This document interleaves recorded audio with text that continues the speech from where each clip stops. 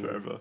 There is Probably- fit 60-year-olds. There is very fit 60-year-olds that I could be one of them, but there's no 80-year-old. No one's gonna fuck an 8-year-old. But here's the thing with being 8. You get to play on, like, jungle gyms again.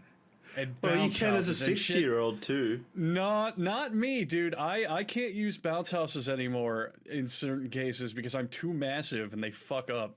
What do you mean? It's a sad life. They didn't design No, it it's ju- specifically for you. They're just they're not big enough. Yeah. I either hit my head on the top or I can't bounce right or any of that. I've tried. It sucks being a large man in a bounce house, let me tell you. Unless you get a super big one. I've only been to a party where they actually got a like giant adult one, and that one was great. But they're all like, yeah, we got a bounce house. It'll be a wacky, fun party. Let's go. And then they don't realize they're made for like 5-foot tall kids. Yeah, those kids at only 5 feet. Those idiots making bouncy houses to kids' specifications. Ugh. Yeah. Not even accessible for 7 feet tall guys. Bigots. Sometimes I look at playgrounds and I just go, man, I used to be able to play there. Fuck. You know what I mean? Like, it's a different feeling when you're older and you can't And then do I got these on the just... sex offenders list. No, they won't let me anywhere near it. I'm not allowed 100 feet there. Oh man, I remember when I could talk to 8-year-old girls and have crushes on them, and now society's judging me. I remember when I used to be able to go to the playground without my ankle monitor beeping. God damn it. But no, all I'm saying is I Pulling miss up in a van. one big thing about being a kid that I really miss a lot often is being able to do just dumb, pointless physical activities. Like go on a playground or spider up your wall. You know, like where you would plant your hands and feet on the walls and just crawl up to your ceiling. Just dumb, stupid shit. I wish as a big hulking monster of a man, I could do those things still, but I can't.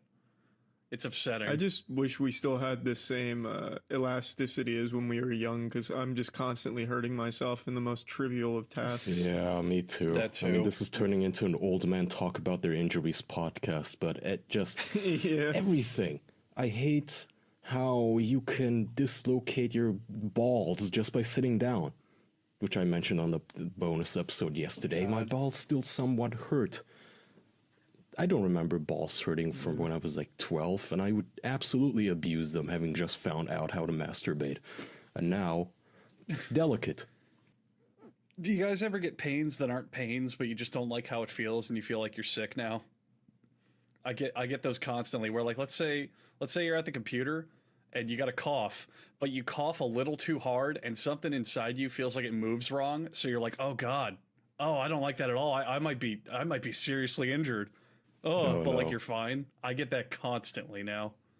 I'm always popping like a fucking malfunctioning robot. Like if I try and scratch my own back, like even lower back, my shoulders explode. Oh, that's another good one. If I try to reach for something, sometimes I'll just pull a muscle in my arms and hurt myself. Like if usually it's like if I have to like stretch back, maybe to like reach something behind me or any of that, and just all of a sudden my arm will lock up and just start hurting. Oh, It's the fucking worst. it is. I mean, I don't know. I don't sit around, I don't know, getting paranoid about how my body feels. I don't know what is the opposite of a hypochondriac? Is there a name for Ignorant. Normal. Well, no. I don't know You say where like it's- the polar opposite, where you just don't think that? about Yeah, your when you body. have bad symptoms, you think, you know, like, it's Yep. nothing.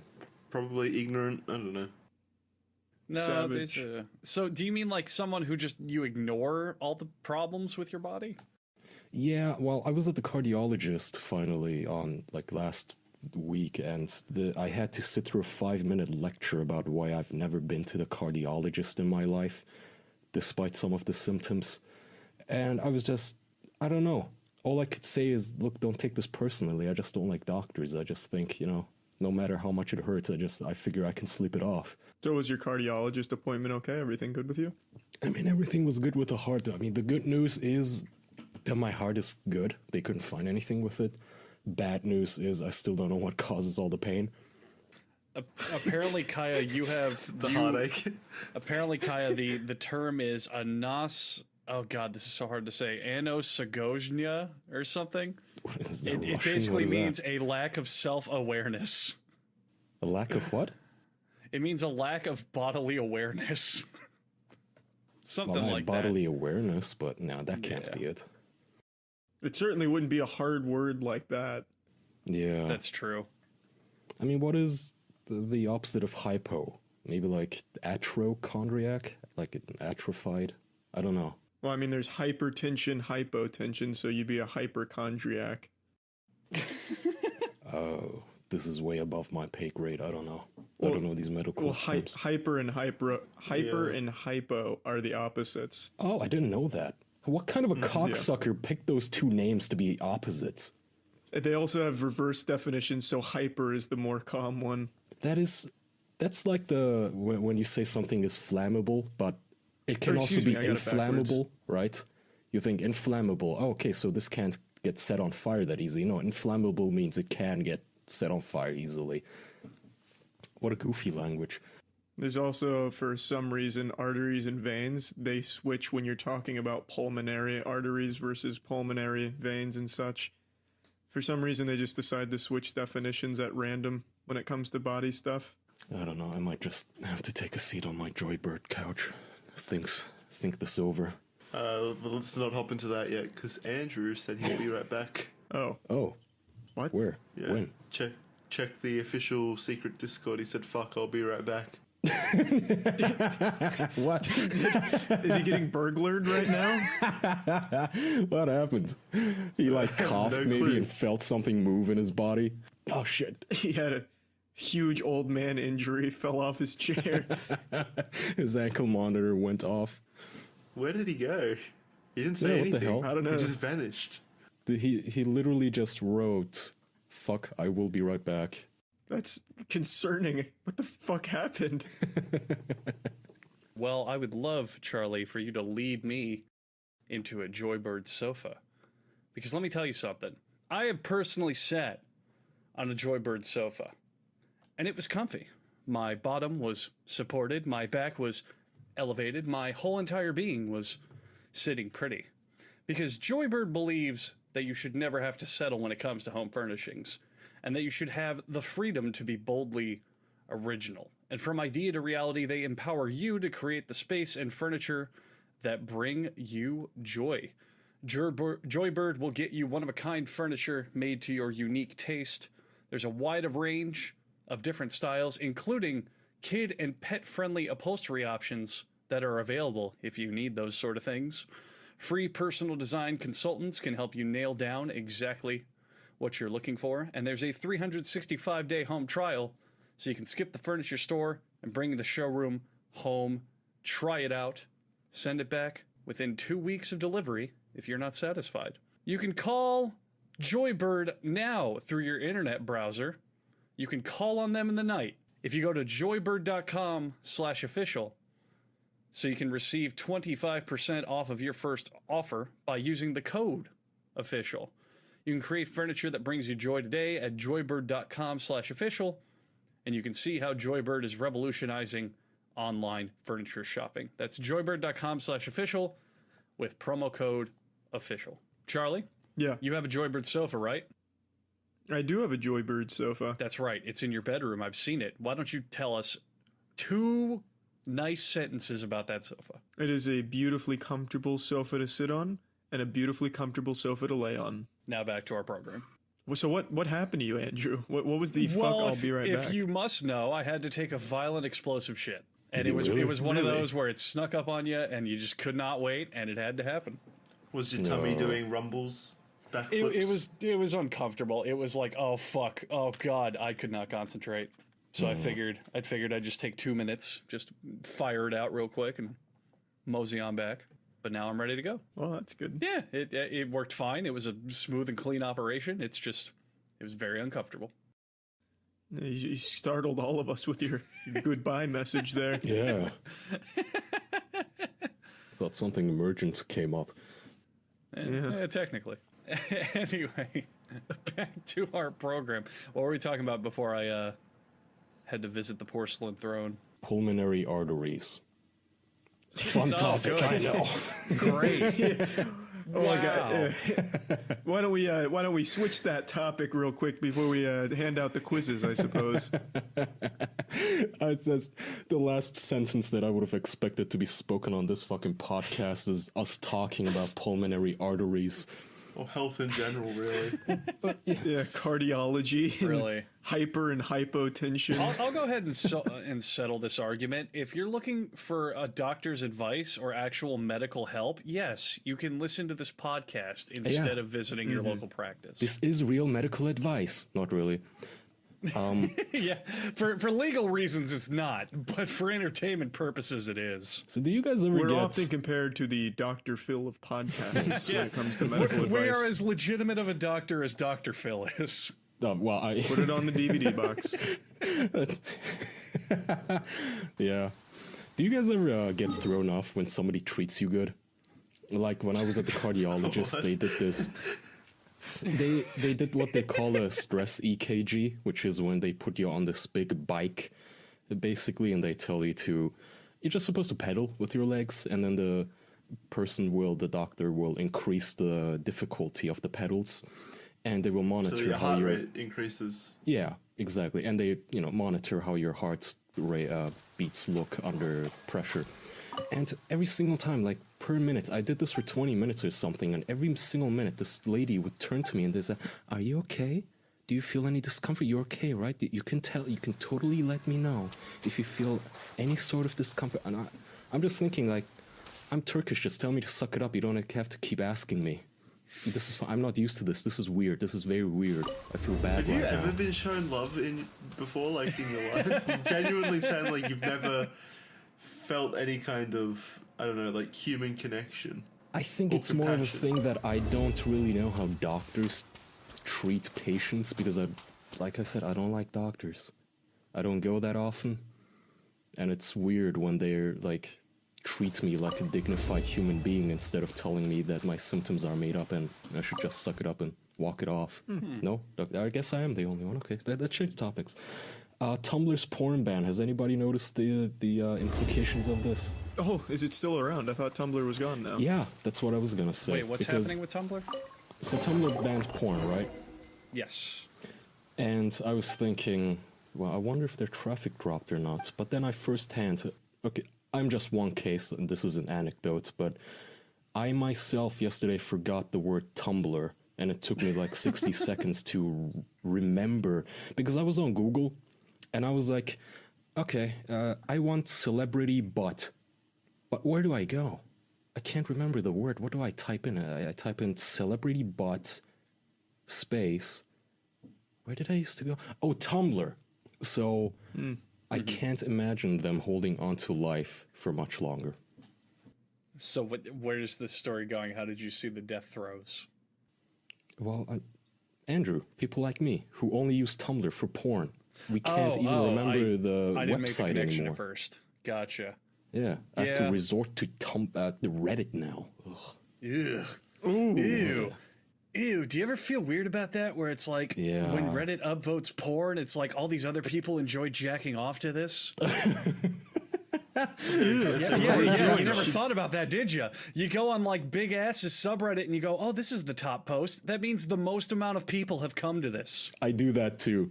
Which, yeah, now that you mention it, you've ruined it for me. But yes, I also weirds go me to out. I hate it. I go to like a subreddit like celebrity asses or whatever, and then I go top posts of all time. I want to see the top celebrity asses. Yeah, I guess. And then you think on it for a second, That's- and that means the most other people out there have spilled loads to this image or video. Who takes the time to upvote them, though? That's what I want Yeah. to That's know. another that good too. question. Who rates porn in general? Heroes. Heroes. Oh!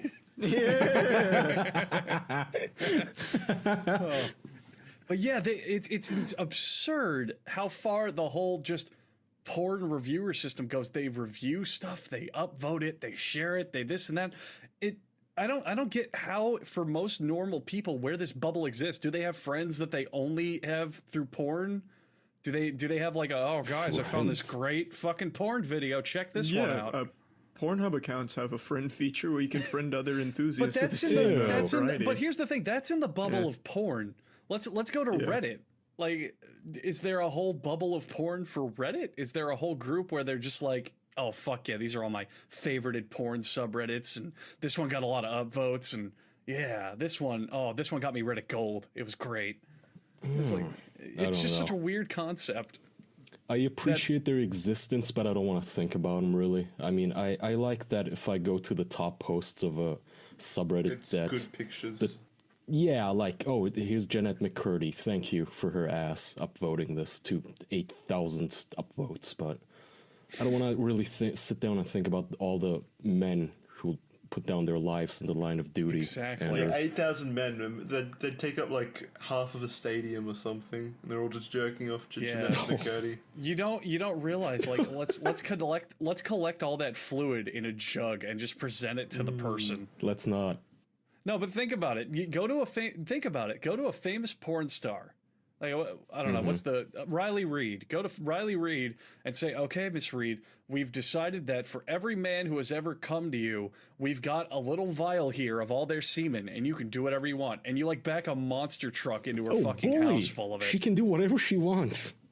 But I'm just saying, it's an interesting concept to think about.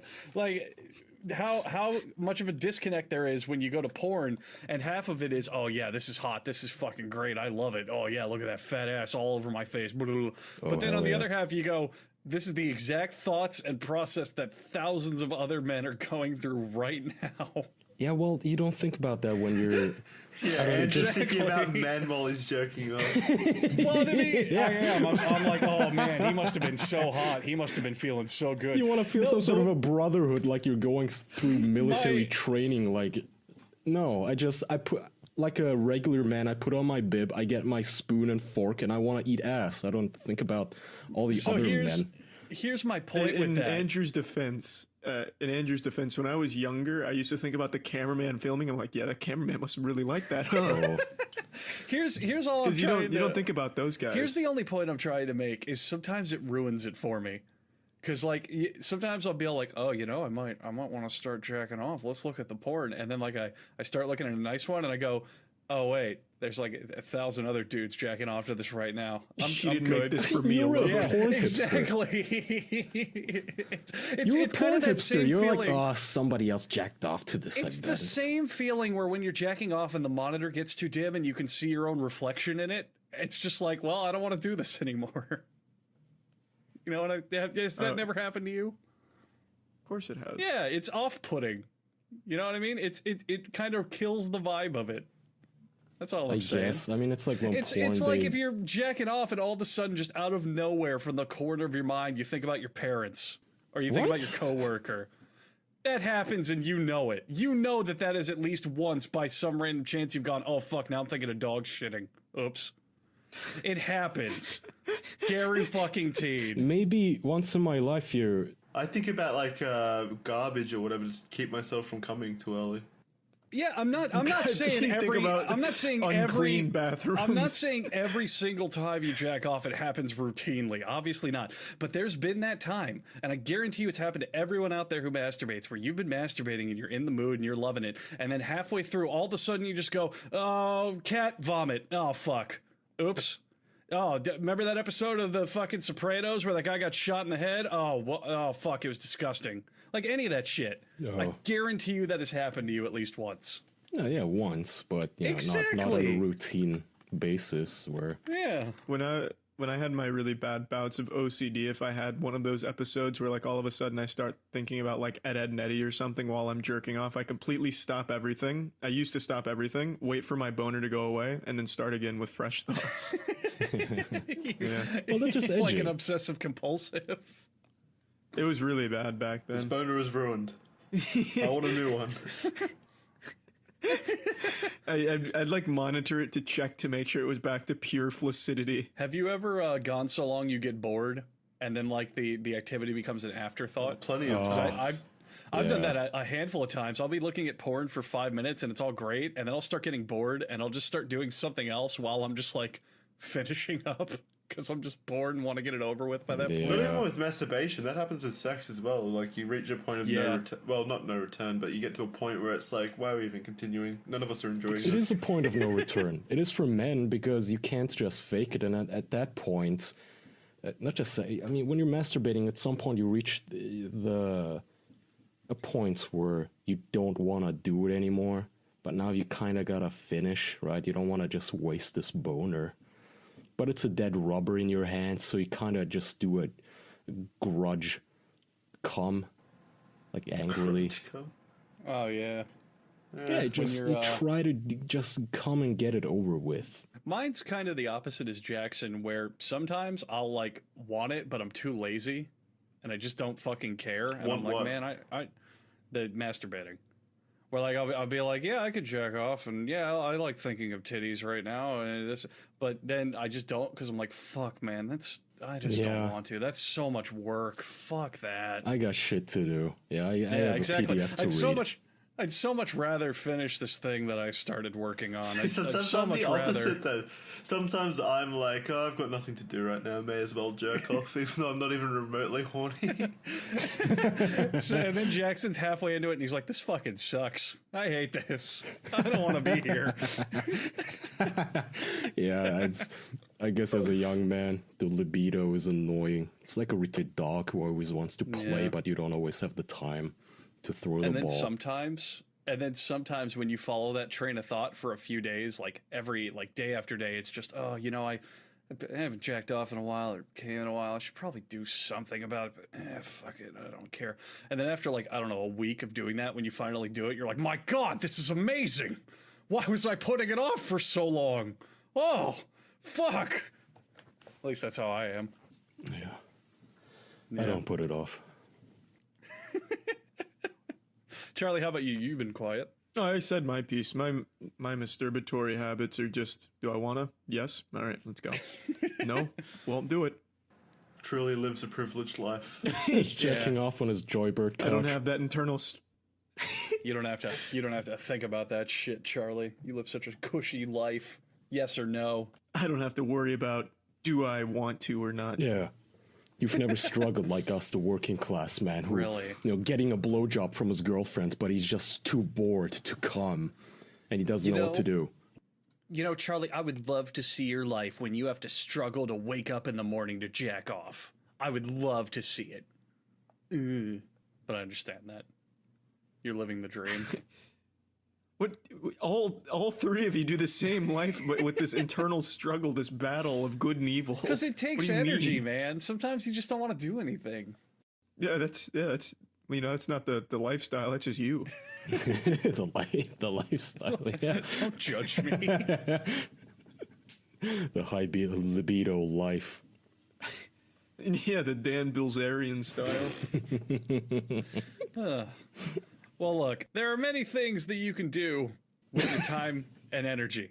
There are many productive things that you can do throughout your day. Something that a lot of people need to do, believe it or not, is some shopping. And if you do online shopping, well, did you know that there's an easy way to save yourself some money? And that's thanks to Honey, which is a free browser extension. Free? That will help you. Free? Yes. That will help you get the best price on Amazon without lifting a finger. Honey is so easy that it feels like cheating, but it's not, because it's a smart automated deal finder that gets millions of shoppers the best price on Amazon every single time. Boys, let me tell you something. I was deathly afraid. This is a real story. This was a couple weeks ago. I was deathly afraid one of my hard drives was going to fail again because it started clicking and popping. I fixed it. It was the same hard drive that failed before. I fixed it. Now it's fine. But I was so afraid it was just going to fuck up and die. And I went, I should really buy a new hard drive. And I went on Honey. They saved me $30. It wasn't even like it was on sale. It wasn't on anything, nothing. I just clicked the Honey button and it went, yeah, by the way, $30 off. You're welcome. So that is something that I personally have actually saved money on with Honey. Does anyone else have a show and tell with Honey? Yeah, you can go to joinhoney.com/official and you can get it for free. And you can help us. But it's a free extension. Obviously, you can get this browser extension everywhere. You can get it in the Google Chrome extension store, the Firefox extension store, whatever. But if you want to help us out, you gotta use that link. It's joinhoney.com/official. It's a nice way to help us for free, basically, if you want to help us and also save money. You know, it works on Amazon. It works on hundreds of websites. Go to joinhoney.com/official. You help us and you get money off of your shit, all of the stuff you want to buy. Like hard drives, apparently in Andrew's case. For some reason, Andrew's hard drives just keep committing suicide. I don't know what the fuck he's saving. Yeah, the first time it was my fault, kinda. No, the second time it was my fault. The first time it was just fucking up and shit to fix it I had to do. Ended up wiping stuff, and a long story. But either way, it doesn't matter because you can buy hard drives. Very traumatic. And all, hey man, it was a real pain in the ass. But either way, you can buy hard drives and all sorts of other things for your little lifestyle choices, your little life, your little home, your little bubble of existence at joinhoney.com/official for free. Yeah. Andrew's like that military vet, like, oh, I don't want to talk about that time. I had to wipe my hard drive. Oh, man. Let me tell you, I measure everything now in my life in time it'll take from it.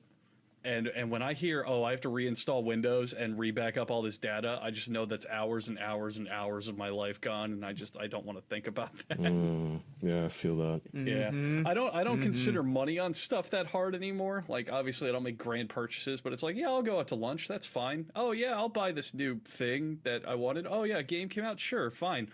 But the way that you get the boogeyman over my head, the way that you really scare me is just tell me this is going to take 4 hours. Yeah. Like, oh, fuck. Oh, Jesus Christ. No, please. Anything but that.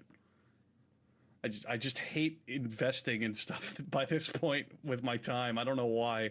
I don't know what's changed in me, but anything that's longer than like 2 hours, I can't do it.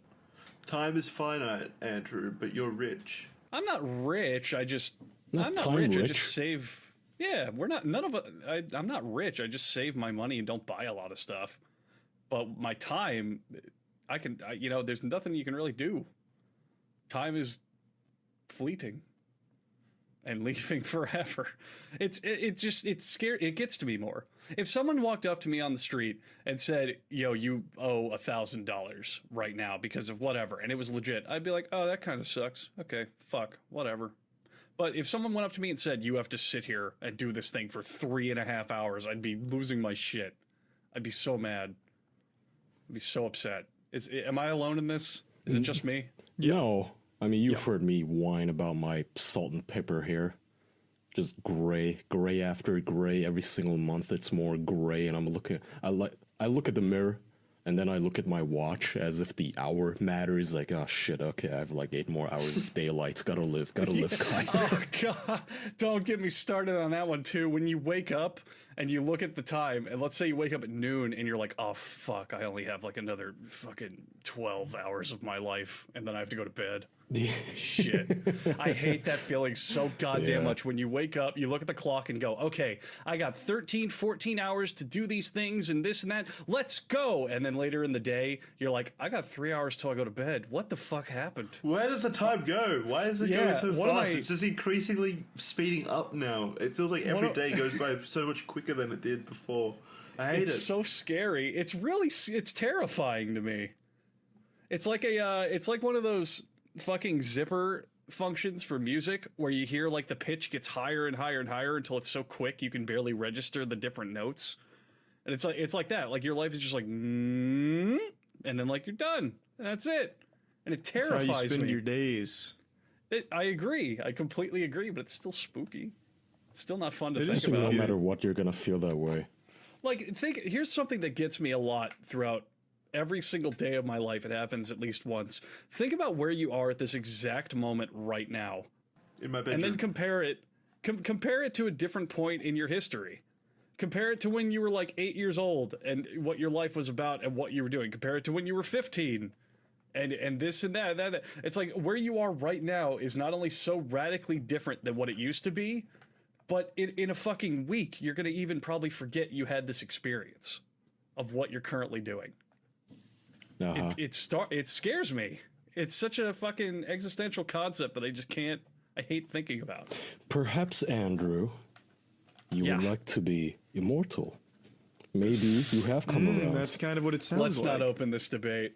Oh. I want to be immortal now. Sounds like you're pretty butthurt about being mortal. No, That's what it sounds like to me.